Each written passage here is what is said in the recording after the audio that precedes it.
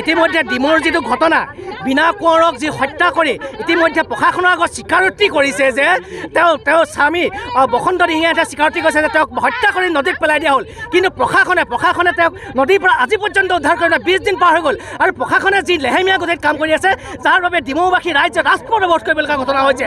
আচলতে এই বসন্ত দিহিঙীয়া নামৰ ব্যক্তিজনে যেতিয়া ক'লে স্বীকাৰোক্তি কৰিছে যে হত্যা কৰি নদীত পেলাই দিয়া হ'ল, এই সঁচাই নে মিছাই আমি কিন্তু জ্ঞাত এতিয়ালৈকে নহয়, কাৰণ প্ৰশাসনে লেহেমীয়া গতিত কাম কাজ কৰি আছে। এই মুহূৰ্তলৈকে তেওঁলোকে বিনা কোঁৱৰৰ ভিতৰতে উদ্ধাৰ কৰিব পৰা নাই। আচলতে দুৰ্ভাগ্যজনক আমি ইয়াত আন ষড়যন্ত্ৰ আমি আছে বুলি ভাবিবলৈ বাধ্য হৈছোঁ। ইয়াত ৰাজনৈতিক ষড়যন্ত্ৰ আছে, তেওঁক গ্ৰেপ্তাৰ কৰি জেল হাজতত থৈ দিলে নহ'ব। এনে ঘটনা নাৰকীয় ঘটনা মুখ্যমন্ত্ৰী হিমন্ত বিশ্ব শৰ্মা ডাঙৰীয়াক আমি জনাই দিছোঁ যে এই এটা নাৰকীয় ঘটনা, এনে নাৰকীয় ঘটনা সংঘটিত কৰা এই বসন্ত দিহিঙীয়া নামৰ ব্যক্তিজনক ফাঁচি দিব লাগে।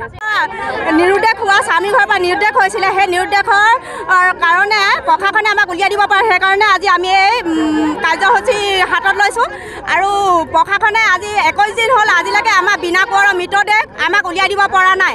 সেইকাৰণে আজি আমি DC ছাৰক লগ কৰিবলৈ আহিছোঁ।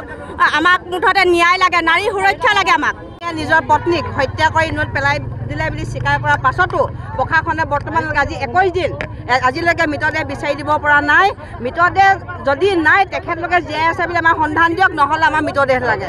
এই সংগ্ৰাম চলি থাকিবই আমাৰ যেতিয়ালৈকে আমি মৃতদেহ নাপাওঁ। আৰু নাৰীবিলাক কি সিহঁতে খেলনা বুলি ভাবিছে নেকি? য'তেই দেখোঁ নাৰীবিলাকক মানে তেখেতলোকে ভেলু নাই বুলি ভাবে। আজি তেখেতলোকে যিটো গতিত যাব লাগিছে ক্ষীপ্ৰ গতিত নাই যোৱা, লেহেমীয়া গতিত গৈ আছে আৰু তাৰ কাৰণে আমি তীব্ৰ গৰিহণা দিছোঁ। সদৌ অসম মহিলা সমিতিয়ে প্ৰশাসনৰ এই যি লেহেমীয়া গতি কৰি মহিলাগৰাকীক মৃতদেহ সন্ধান কৰাত আপোনাৰ গাফিলতি কৰিছে, তাৰ কাৰণে তেখেতক আমি তীব্ৰ গৰিহণা দিছোঁ।